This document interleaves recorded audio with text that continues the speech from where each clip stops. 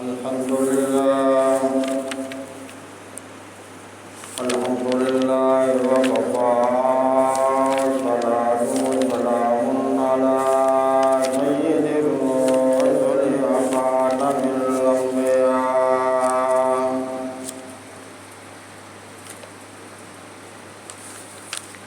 وعلى آله وأصحابه الأصفياء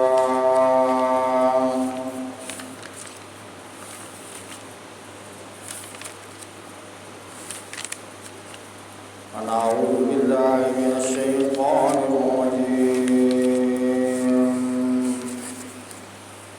بسم الله الرحمن الرحيم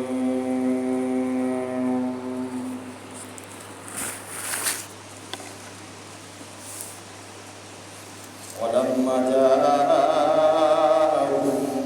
رسول من عند الله مصدق لما معهم نبذ فريق من الذين أوتوا الكتاب كتاب الله وراء ظهورهم كأنهم لا يعلمون واتبعوا ما تتلو الشياطين على ملك سليمان وما كفر سليمان وهامان ولكن الشياطين كفروا يعلمون الناس السحر وما أنزل على الملكين ببابل هاروت وماروت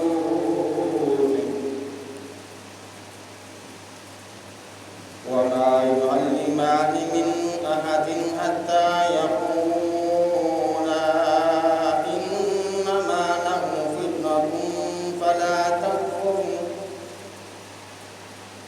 فيتعلمون منهما ما يفرقون به بين المرء وزوجه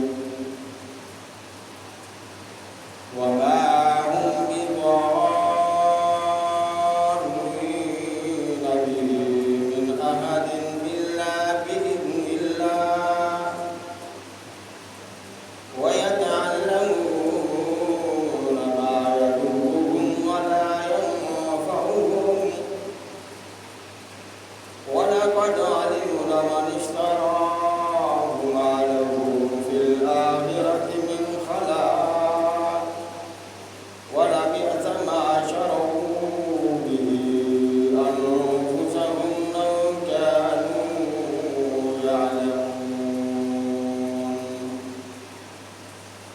ولو أنهم آمنوا واتقوا لمثوبة من عند الله خير لو كانوا يعلمون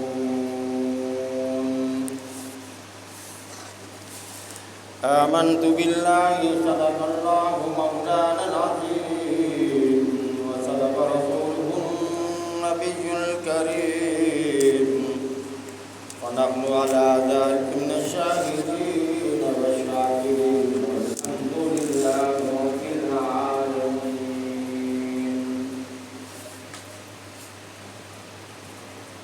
اللهم صل على محمد وعلى آل محمد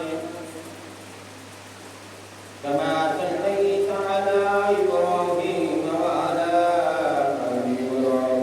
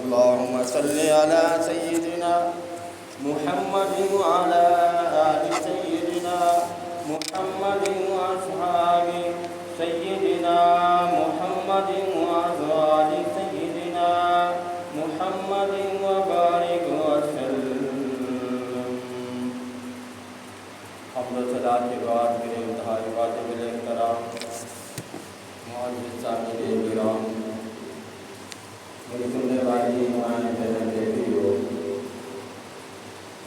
اللہ رب العزت کا احسان بزرگ ہے دوسرا ایک عرصہ کی مسافت کے بعد اپنے گھر میں دوبارہ حاضری دینے کا موقع فراہم کیا ہے۔ وقت طویل ہے، باتیں کثیر ہیں، موضوع طویل ہے۔ ہمارے معاملات دنیا کے ختم ہونے کا نام نہیں لیتے،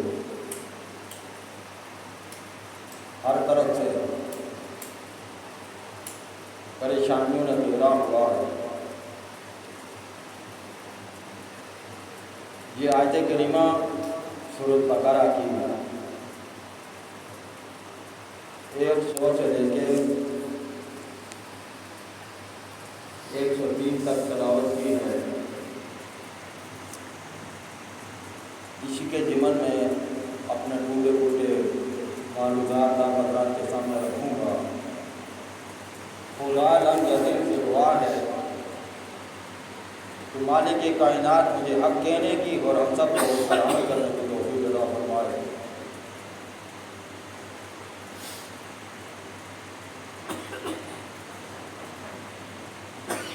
یہودوں نے کہا کہ یہ کلام لاتا ہے جبریل، یہ ہمارا دشمن ہے۔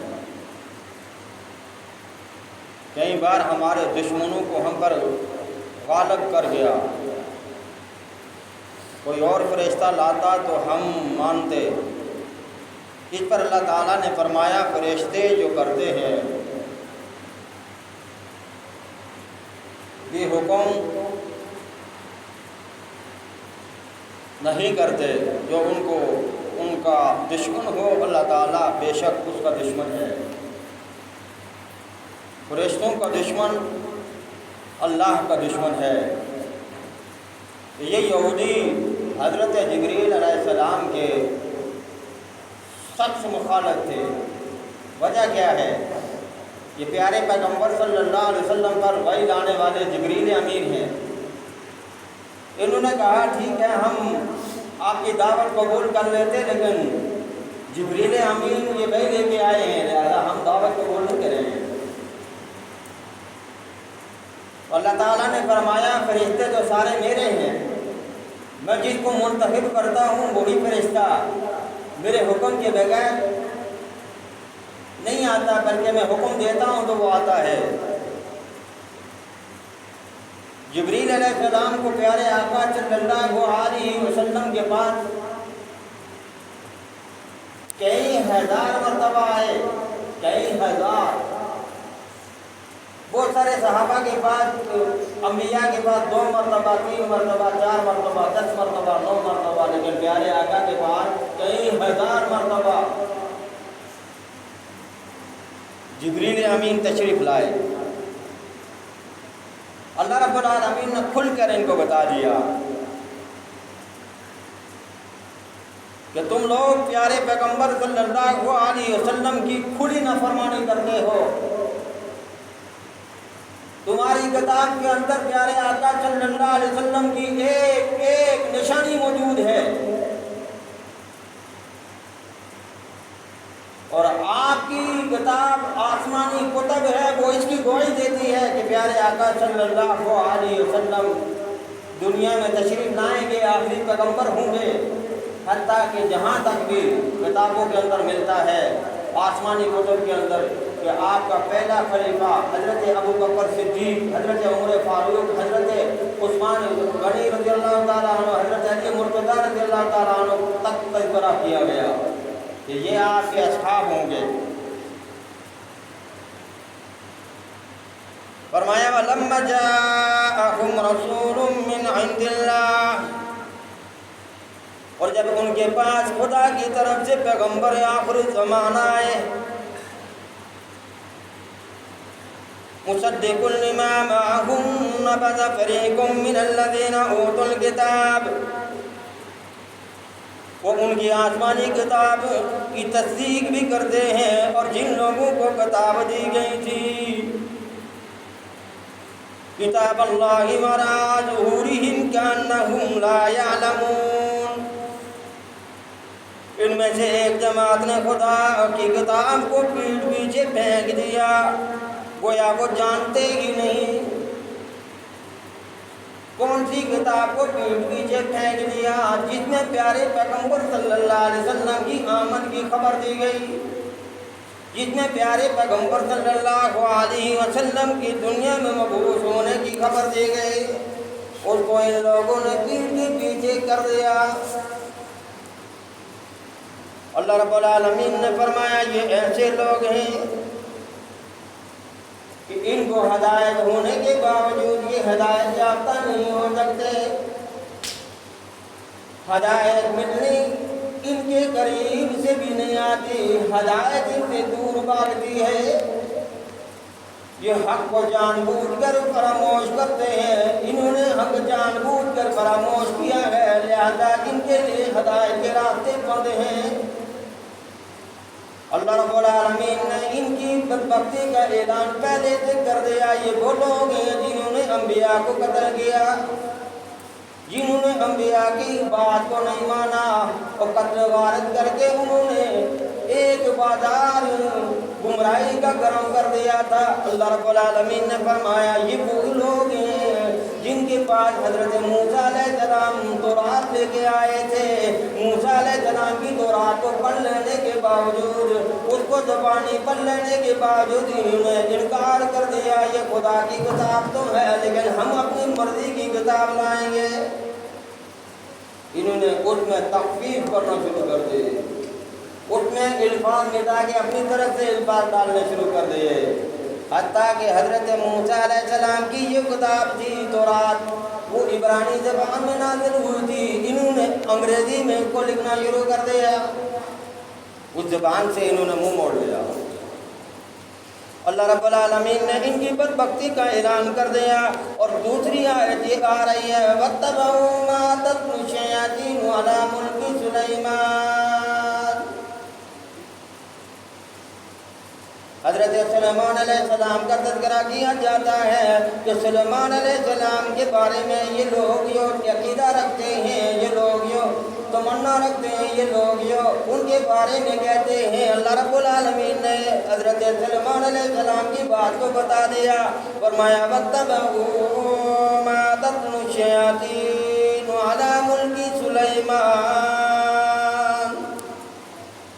اور ان کی حد الہیات کے پیچھے لگ گئے، جو سلیمان علیہ السلام کے عہد سلطنت میں شیاطین پڑھا کرتے تھے، شیاطین جادو کرتے تھے، شیاطین جادو پڑھاتے تھے۔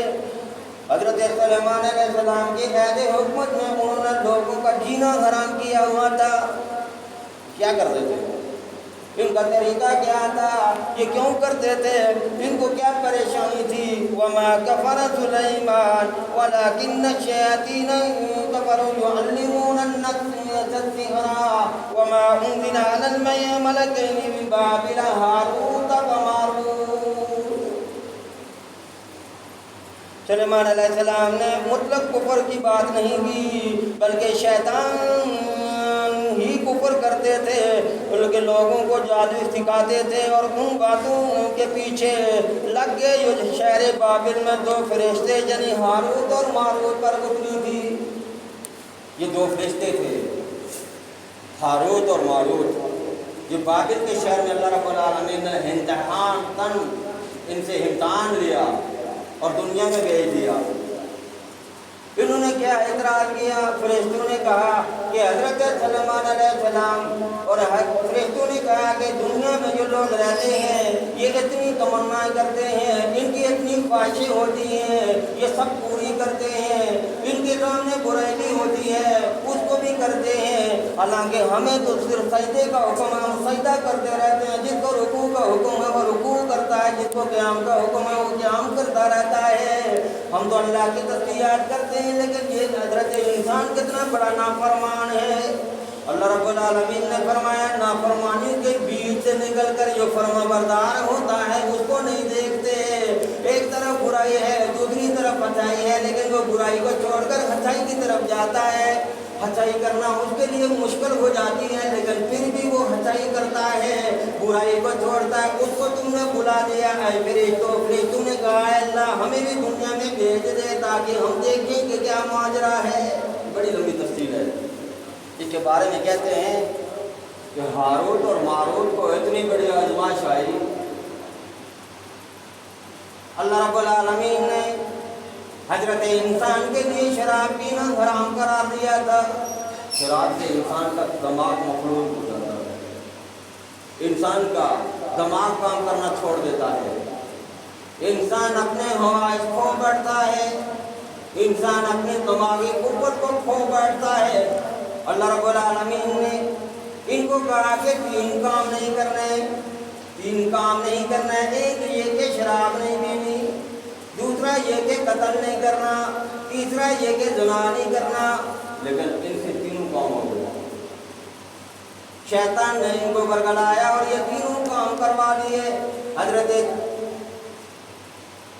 प्यारे आका सल्लल्लाहु अलैहि वसल्लम फरमाते हैं ये आज़माइश थी उन फरिश्तों पर। और हारूत और मारूत ये ऐसे फरिश्ते थे, पहले इन लोगों को तमाम बातें सिखाते थे और बताते थे कि ये आज़माइश है, ये नमक सीखो, ये आज़माइश है। आज़माइश अल्लाह की तरफ से आती है। बंदा अगर उसको इख्तियार कर ले तो ज़िंदगी मुश्किल हो जाती है, फिर उसकी ज़िंदगी के लम्हात तंग होना शुरू हो जाते हैं, वो फिर लड़ना शुरू हो जाता है, कांपना शुरू हो जाता है, परेशानी उसका मुकद्दर बन जाती है।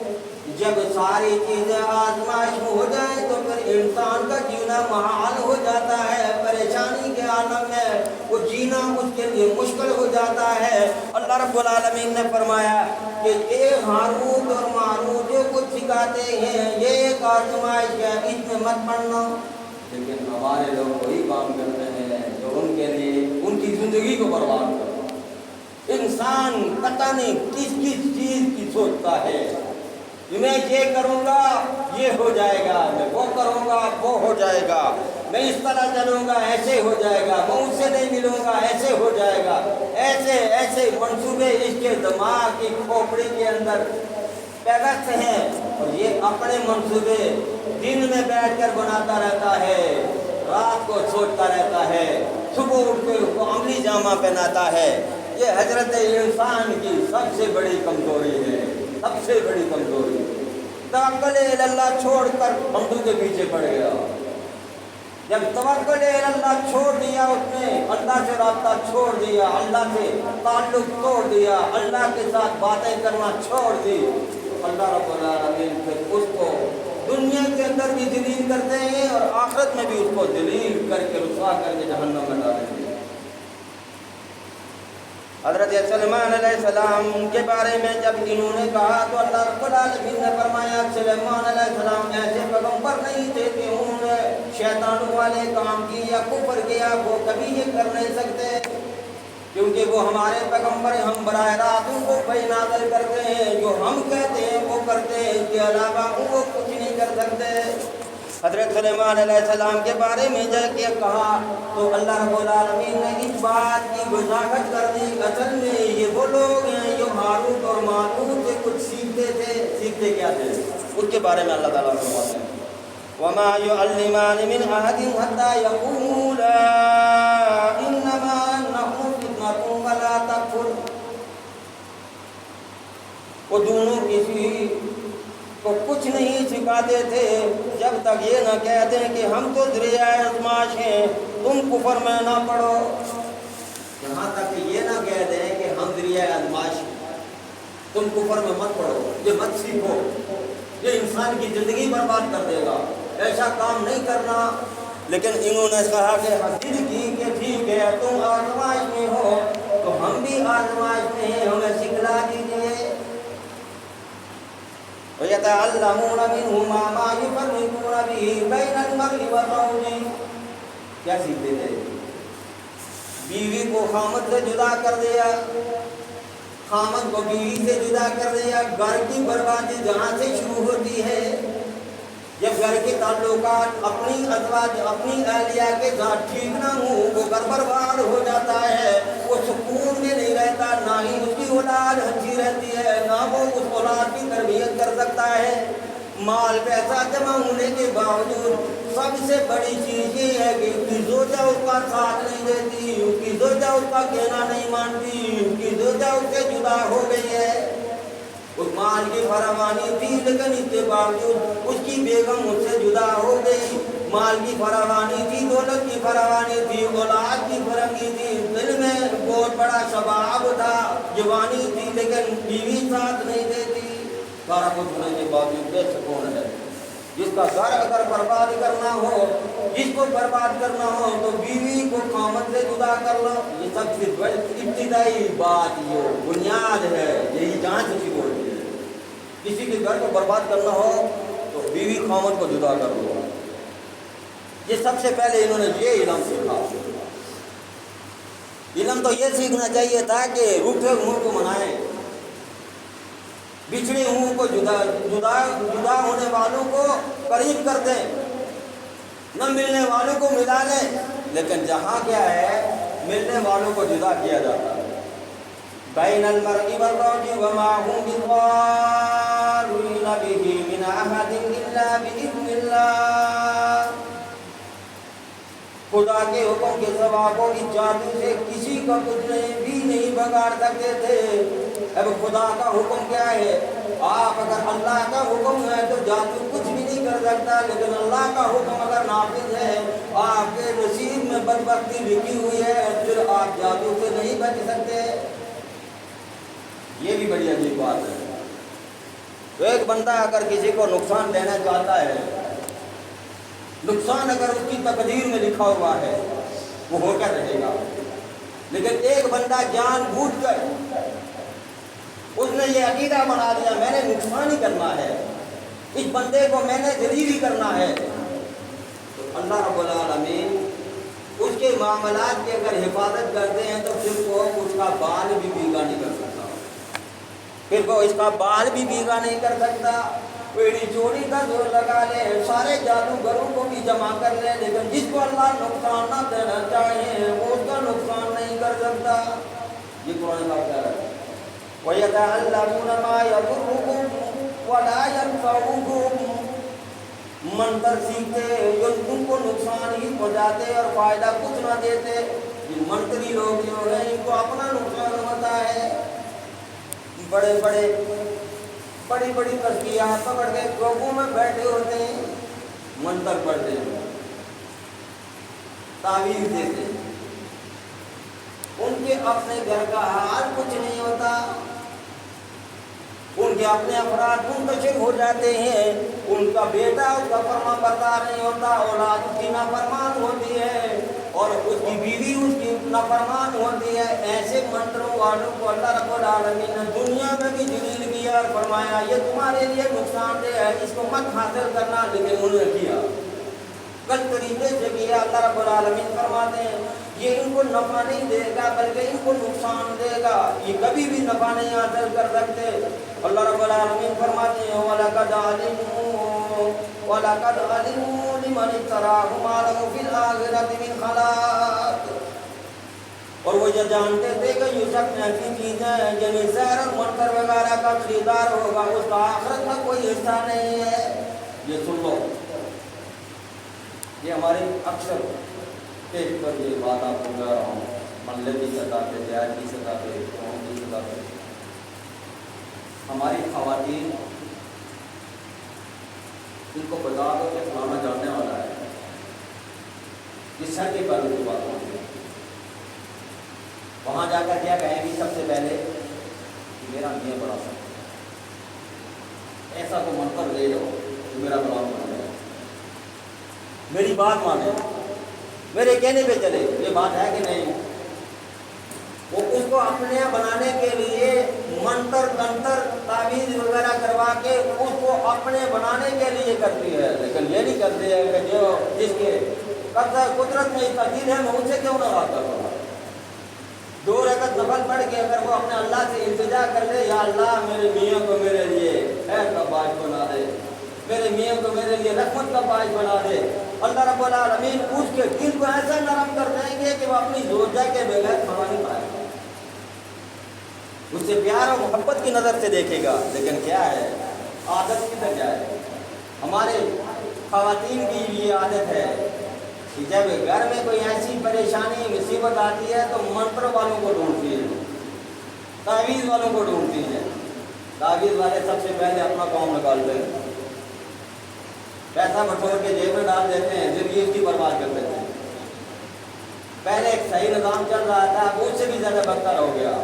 پھر وہ ڈیمانڈ پہ ڈیمانڈ دیتے جا رہے ہیں, یہ لے کے آؤ, کالا بکرا لے کے آؤ, کالی مرغی لے کے آؤ, فلاں لے کے آؤ, تم پہ جادو ہے, تم پہ فلاں, تم پہ فلاں, میں منتر پڑھوں گا ٹھیک ہو جائے گا. کچھ بھی نہیں ہوگا. جادو کا اثر ختم کرنے کے لیے اللہ رب العالمین نے آخری صورتیں نازل کی ہیں. قل اعوذ برب الفلق, قل اعوذ برب الناس. یہ صورتیں پڑھ لو, عقیدہ رکھ لو, اللہ رب العالمین ضرور اس کو شفا دیں گے, اس کے گھر سے جادو جڑ سے ختم ہو جائے گا. یہ میں یقین سے کہتا ہوں. لیکن ہمارا عقیدہ کیا ہے؟ ہم پڑھیں بھی نہ, ہم دیکھیں بھی نہ, کوئی کر کے دے دے, کوئی دم کر کے دے دے, کوئی پڑھ کے ہم پر پھونک دے, ہم نہ پڑھنے والے ہوں, خود پڑھنے کی زحمت نہیں کرتے.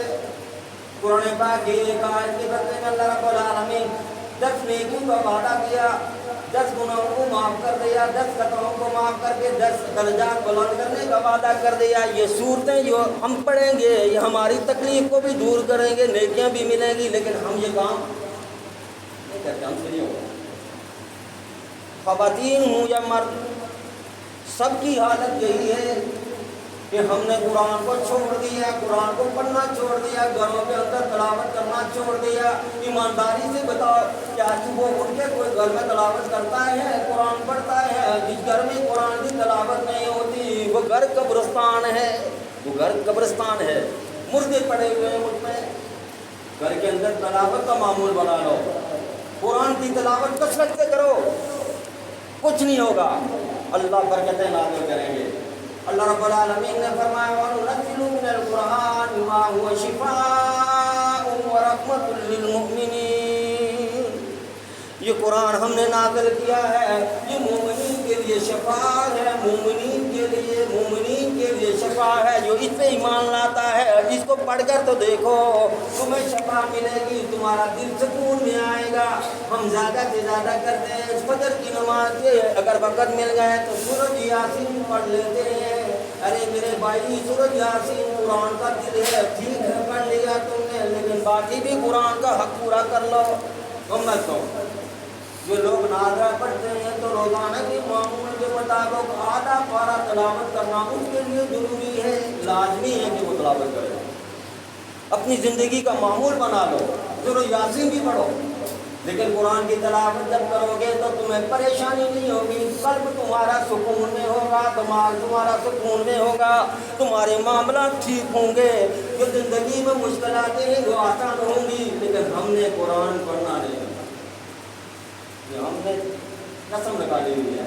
رات کو 1 بجے تک موبائل پہ جاگتے رہیں گے, موبائل دیکھتے رہیں گے, پروگرامات دیکھتے رہیں گے. صبح فجر بھی گئی, نماز بھی گئی, تلاوت بھی گئی. فجر کی نماز پڑھنا رزق کے دروازے کھول دیتا ہے. سورۃ یاسین پڑھنا اس کی رزق میں اضافے کا سبب بنتا ہے. اور قرآن کی تلاوت کرنا یہ اس کے لیے اس سے بھی زیادہ محبوب ہے. اللہ رب العالمین نے خود فرمایا وَنُنَزِّلُ مِنَ الْقُرْآنِ, قرآن پڑھنے والے کو بخار تک نہیں ہوتا. اس کے لیے اللہ تعالیٰ نے شفا نازل کی ہوئی ہے, اسی میں شفا ہے. لیکن ہم باقی ڈائجسٹ ہم پڑھیں گے, لیکن قرآن کو پڑھنے کے لیے, قرآن پڑھنے کے لیے وضو کرنا پڑے گا بھائی. قرآن پڑھنے کے لیے جسم کے کپڑے پاک ہونا ضروری ہے, جسم پاک ہونا ضروری ہے. ہم یہ کام کرنے والے نہیں. دوپہر 10 بجے اٹھیں گے, 10:30 بجے ہمارا ناشتہ لگتا ہے. اپنے آپ کو دیکھو, حال بتا رہا ہوں, 10:30 بجے ناشتہ لگتا ہے. جو بندہ 10:30 بجے ناشتہ کرے, فجر کی نماز بھی نہ پڑھے, کہ اللہ رب العالمین اس سے راضی ہیں. نعمتیں تو اس کو ملی ہوئی ہیں, لیکن آزمائش اولاد کی فراوانی ہے، گھر میں آٹا موجود ہے، چینی موجود ہے، سب کچھ موجود ہے، لیکن آزمائش اور یہ ایک لمحے میں بھی خوراک ہو سکتی ہے، ایک لمحے میں اللہ رب العالمین چونٹیوں کو بھیج دیں، میںڈکوں کو بھیج دیں، یہ تو چھوٹے چھوٹے اللہ کی مخلوق ہے، اس کو اگر ہم پہ مسلط کرتے ہیں ہم کہاں جائیں گے؟ اس لیے جو مسلمان ہے جس نے کلمہ پڑھا ہوا لا الہ الا اللہ محمد رسول اللہ، خدا کے لیے نماز مت چھوڑنا، نماز کو اپنا شاعر بنا لو، اگر قریب مسجد ہے مسجد میں آ کے نماز پڑھ لو۔ دنیا کے معاملات ہم بڑے اکثر طریقے سے ادا کرتے ہیں، لیکن پتہ نہیں نماز کے لیے ہم کیوں سستی کرتے ہیں۔ اور جب ہم اللہ سے تعلق رکھیں گے، ایک بندے نے پوچھا کہ میں اللہ سے بات کرنا چاہتا ہوں، مجھے رابطہ نمبر دے دیں۔ میں اللہ سے بات کرنا چاہتا ہوں، مجھے رابطہ نمبر دے دیجئے۔ ایک چھوٹے بچے نے اس کو نمبر دیا، چھوٹے بچے نے، اس نے کہا 4 12 8 7 اور 17، 4 12 8 7 اور 17 یہ نمبر ہے اللہ کا، اللہ سے بات کرنے کا نمبر ہے۔ وہ بڑا حیران ہوا، یار یہ کیسا نمبر بولتے ہیں، نہ اس کے اسپیلنگ ملتے ہیں، آگے پیچھے نمبر ہے، یہ کیسے بولتے ہیں؟ اس نے کہا 4 رکعت نماز فجر کی پڑھ لو، اللہ سے بات کر لو، 12 رکعت ظہر کی پڑھ لو، اللہ سے بات کر لو، 8 رکعت عصر کی پڑھ لو، اللہ سے بات کر لو، اور 7 رکعت مغرب کی پڑھ لو، اللہ سے بات کر لو، اور 17 رکعت عشاء کی پڑھ لو، اللہ سے بات ہو جائے گی۔ یہ ایک عقل میں آنے والی بات ہے۔ جب آپ کا رابطہ اللہ سے ہے تو پھر کائنات کی کوئی چیز آپ کو نقصان نہیں دے سکتی۔ اور یہ یاد رکھو، جس کا اللہ کے ساتھ رابطہ نہیں ہے مشینری استعمال کر لے، قوت و طاقت استعمال کر لے، چوکیدار رکھ لے، نقصان ہو کر رہے گا۔ اگر درمیان سے اس نے اللہ کو نکال دیا نقصان ہو کر رہے گا۔ اور اللہ سے تعلق نماز کے ذریعے سے، اور بہت ایمرجنسی ہے۔ آپ دیکھیں کہ آپ کی وہ دل کی کیفیت بدل نہیں رہی، میرے معاملات حل نہیں ہو رہے ہیں، یقین کے ساتھ، کامل یقین کے ساتھ، کامل ایمان کے ساتھ آپ وضو کر کے مسجد میں آ جائیں، رات کے 2 بجے کے بعد 3 بجے کے درمیان آپ مسجد میں آ جائیں، آ کے 2 رکعت پڑھ کے اپنے اللہ سے صرف یہ کہہ دیں، میرے اللہ میرا یہ مسئلہ ہے، میرا یہ معاملہ ہے، تو حل کر دے۔ آپ کی زبان سے یہ جملے نکلیں گے، مسئلہ پہلے حل ہوگا، یقین کے ساتھ، یہ نہیں کہ توقع آپ کسی اور پہ رکھ کے بیٹھے ہو تو بات آپ اللہ سے کرتے ہو، ایسے نہیں، یقین کے ساتھ اللہ سے جب رابطہ کرو گے۔ رات کی یہ ایمرجنسی نماز ہے، جس طرح کہتے ہیں کہ 1122 والے کسی کو اٹھاتے ہیں موت کی کیفیت میں ہوتا ہے روڈ کے اوپر، یہ 1122 والا نمبر ہے، ڈائریکٹ اللہ سے آپ کے راستے ہو جائیں گے، اللہ تعالیٰ آپ کو آپ کے سارے مسائل حل کر دے گا۔ لیکن اٹھے تو صحیح، جو سوتا ہی 1 بجے ہے تو وہ 2 ڈھائی بجے کیسے اٹھے گا؟ ہم نے اپنی زندگی کی ترتیب ختم کر دی ہے۔ عشاء کی نماز کے بعد فوراً، اگر کھانا نہیں کھایا، کھانا کھا کے فوراً سو جاؤ، باقی معاملات دوسرے دن کے لیے چھوڑ دو۔ جو زندگی کے جو معاملات آپ کر گزرے ہیں دن کے اندر، اس کو پیچھے رہنے دو، بس ٹھیک ہے، جو ہو گیا ہو گیا، اب کل کے بارے میں سوچو، اللہ سے دعا کر کے سو جاؤ کہ اے اللہ مجھے فجر کی نماز میں اٹھا دے، نیت ہی نہیں کرتے۔ سونے کا طریقہ ہمارا سنت کے خلاف، بیٹھنے کا طریقہ ہمارا سنت کے خلاف، کھانے کا طریقہ ہمارا سنت کے خلاف، کسی کو کچھ کہنا ہو تو کہنے کا انداز ہمارا سنت کے خلاف، کسی سے ملنا ہو تو ملنے کا انداز ہمارا سنت کے خلاف۔ تو کیسے یہ کام ہوگا؟ یہ شریعت محمدی صلی اللہ علیہ وسلم ہمارے پاس موجود ہے، اس کو ہم ٹچ ہی نہیں کرتے، انٹچ رکھا ہوا ہے۔ جب ایسے معاملات ہم کریں گے تو ہماری زندگی ہمارے لیے عجیب بنتی جائے گی۔ قرآن پاک میں اللہ تعالیٰ نے یہودیوں اور نصرانیوں کی بربادی کا اعلان کیا، صرف اس لیے کہ وہ ایمان نہیں لائے۔ پیارے پیغمبر کی تصدیق نہیں کی تو اللہ رب العالمین نے ان کی ہلاکت اور بربادی کا اعلان کر دیا۔ ہم کلمہ پڑھتے ہیں لیکن شریعت کو چھوڑ کے جو شریعت کہتی ہے وہ ہم کرتے نہیں ہیں، اپنے من مانی اپنی زندگی اپنی آرزو اپنی تمنا کے ساتھ گزارتے ہیں۔ کس طرح ہمارے بچے ہمارے معاملات کیسے چلیں گے، ہم نے رشتہ داروں کے ساتھ کس طرح بات کرنی ہے، ہم نے رشتہ داروں کے ساتھ کیسے تعلقات رکھنے ہیں، ہم نے پڑوسی کے ساتھ کیسے تعلقات رکھنے ہیں۔ ایمان سے بتائیے 360 حقوق ہیں وہ پڑوسیوں کے، کیا ہم پورے کرتے ہیں؟ ایک حقوق بھی نہیں پورا کرتے، کبھی کسی سے پوچھتے ہی نہیں ہیں تیرا کیا حال ہے، کس حال میں زندگی گزار رہے ہو، تمہاری زندگی کیسے گزر رہی ہے، یہ بھی نہیں پوچھتے۔ 360 حقوق ہیں۔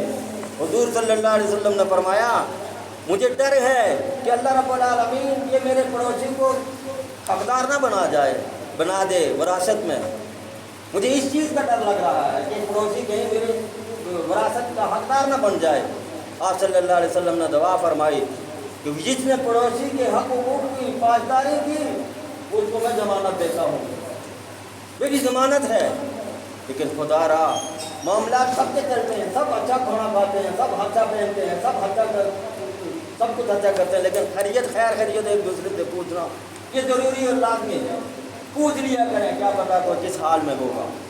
کوئی اگر بیمار ہے تو اس کی مدد کر لیں، کوئی اگر کسی بہت سارے لوگ ایسے ہوتے ہیں اسٹیج پوسٹ ہوتے ہیں جن کے پاس سفید کپڑے تو لگے ہوتے ہیں، باہر سے تو وہ بہت اس طرح لگتا ہے کہ امیر ترین آدمی ہوگا، لیکن اندر سے وہ کچھ بھی نہیں، اس کی جیب کے اندر کسر سے نہیں ہوتے۔ کسی سے تحقیق کر کے اس کی جیب میں 500 1000 ڈال دیا کرو، لیکن نہیں، یہ ہم نہیں کرتے۔ ہم نے کرنا کیا جس کو ہم نے ٹھیکا لیا ہوا ہے، یہ ہمارا کیا لگتا ہے؟ یہ پتہ اس وقت لگے گا جب آنکھیں بند ہوں گی، جب سارے اعمال منقطع ہو جائیں گے سوائے 3 اعمال کے۔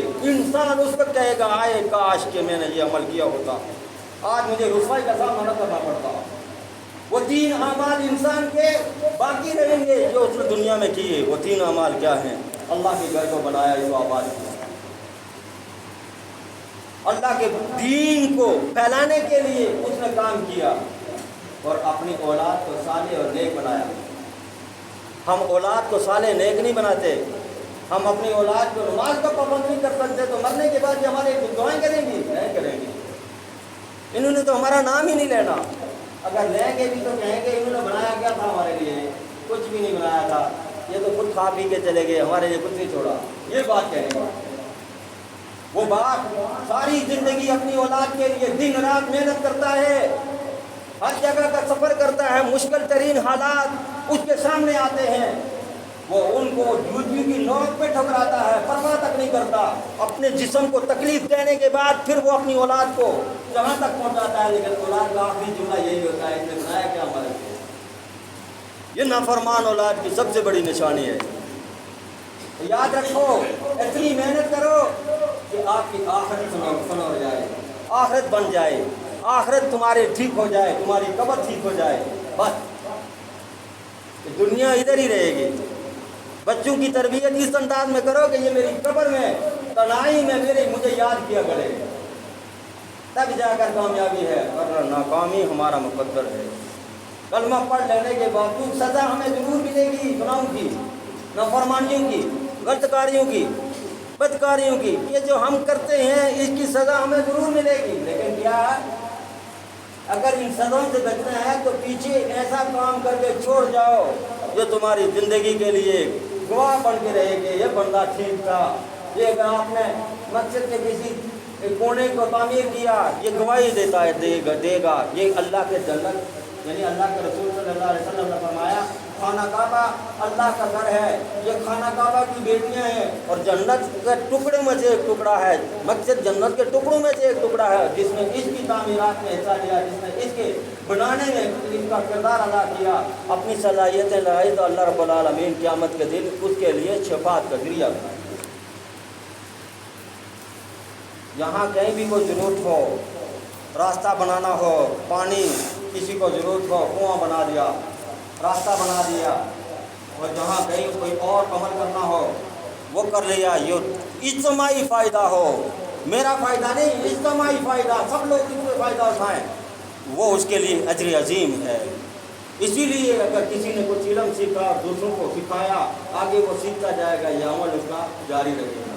اولاد کے لیے اس لیے فرمایا کہ اولاد جب بھی نماز پڑھتی ہے رب اغفر ورحم وانت خیر الراحمین، جب اس کے منہ سے یہ الفاظ نکلتے ہیں اللہ رب العالمین اس کے والدین کی بخشش کرتے ہیں۔ یہ بندہ اپنی بے بسی کا اعلان کر رہا ہے، یہ چھوٹا تھا تو اسے اپنے ماں باپ کے بارے میں کہتا ہے کہ میں تو چھوٹا تھا، ان ماں باپ نے میرے لیے بہت کچھ کیا ہے، رب العالمین ان کو تو معاف کر دے۔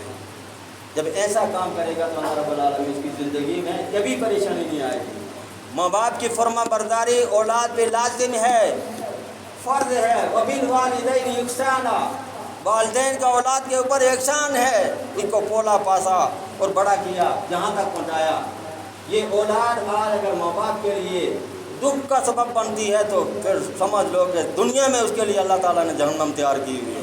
پھر آنے والی جو اولاد اس کی ہوگی یہ اس کے لیے بھی اسی طرح کرے گی، جیسے کرو گے ویسے بھرو گے۔ اگر اچھا کیا تو اچھا پاؤ گے، برا کیا تو برائی سامنے آئے گی۔ اللہ رب العالمین ہم سب کا حامی و ناصر ہو۔ بہت سارے احباب دنیا سے رحلت کر گئے ہیں، نماز کے بعد ان کے بارے میں دعا بھی کرنی ہے۔ اللہ تعالیٰ سب کی دعاؤں کو سب کے عمل کو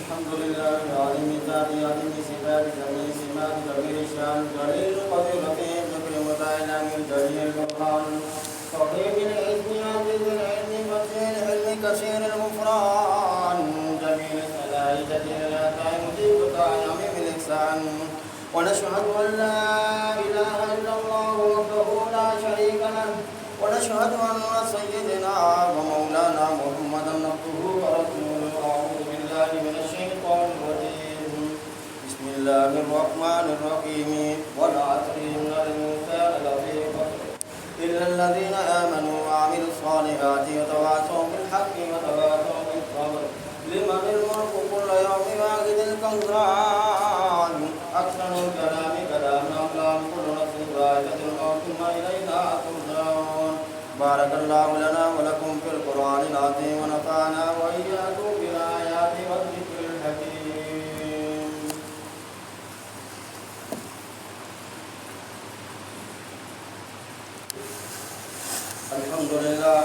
الحمد لله نحمده ونستعينه ونستغفره ونؤمن به ونتوكل عليه ونعوذ بالله من شرور أنفسنا ومن سيئات أعمالنا من يهده الله فلا مضل له ومن يضلل فلا هادي له ونشهد أن لا إله إلا الله وحده لا شريك له ونشهد أن سيدنا وسندنا ومحبوبنا ومحبوب ربنا وأعلنا وأولانا وأولنا وآخرنا وظاهرنا وباطننا محمد رسوله ورسوله أعوذ بالله من الشيطان الرجيم قال ربكم ادعوني أستجب لكم إن الذين يستكبرون عن عبادتي سيدخلون جهنم داخرين إن الله وملائكته يصلون على النبي يا أيها الذين آمنوا صلوا عليه وسلموا تسليما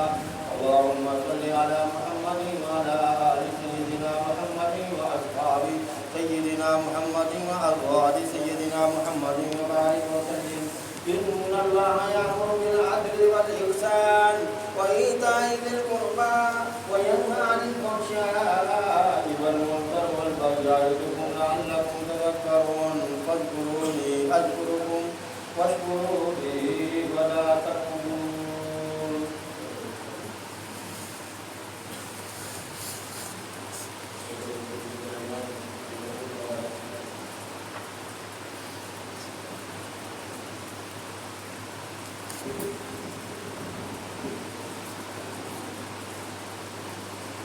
الله أكبر الله أكبر الله أكبر الله أكبر أشهد أن لا إله إلا الله أشهد أن لا إله إلا الله أشهد أن محمدا رسول الله أشهد أن محمدا رسول الله حي على الصلاة حي على الصلاة حي على الفلاح حي على الفلاح قد قامت الصلاة قد قامت الصلاة الله أكبر الله أكبر لا إله إلا الله الله أكبر.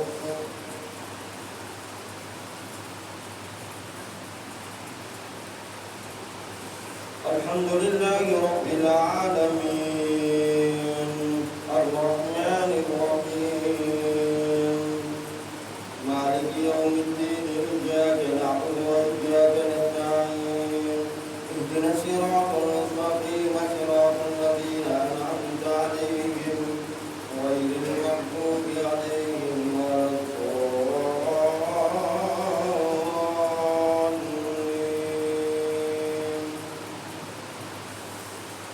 وما خلقت الجن والإنس إلا ليعبدون ما أريد منهم من رزق وما أريد أن يطعمون إن الله هو الرزاق ذو القوة المتين فإن للذين ظلموا ذنوبا مثل ذنوب أصحابهم فلا يستعجلون وويل للذين كفروا من يومهم الذي يوعدون. الله أكبر.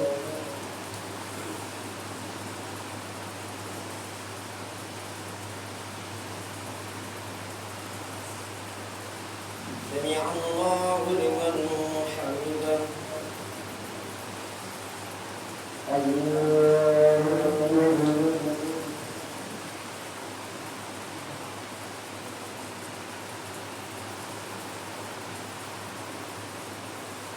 الله أكبر.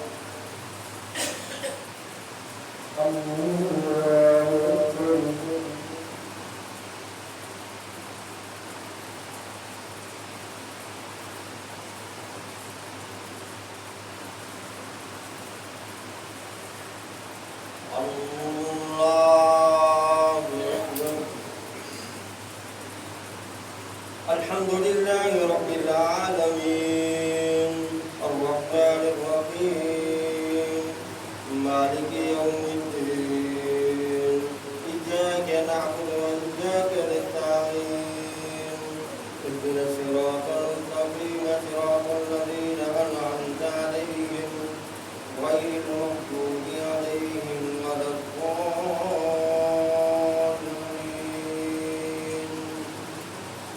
قد أفلح من تزكى وذكر اسم ربه فصلى بل تؤثرون الحياة الدنيا والآخرة خير وأبقى إن هذا لفي الصحف الأولى صحف إبراهيم وموسى. الله أكبر.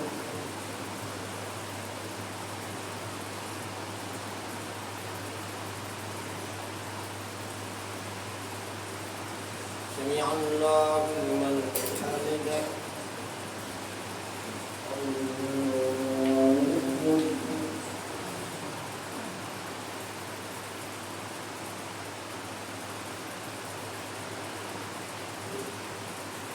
الله أكبر. الله أكبر.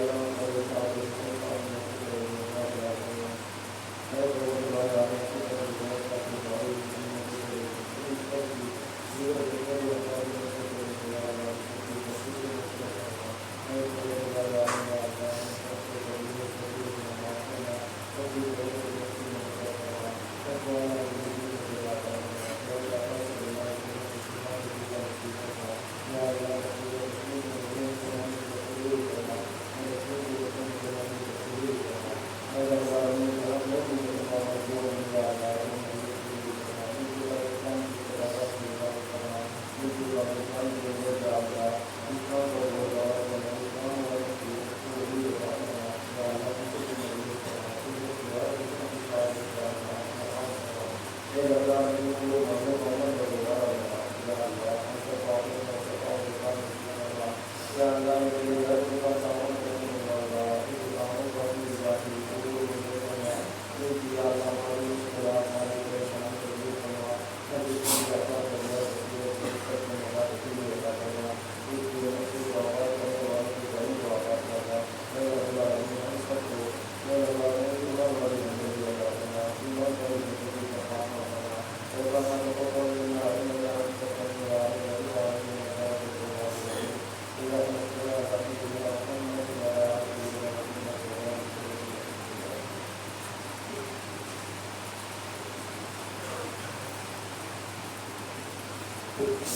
you.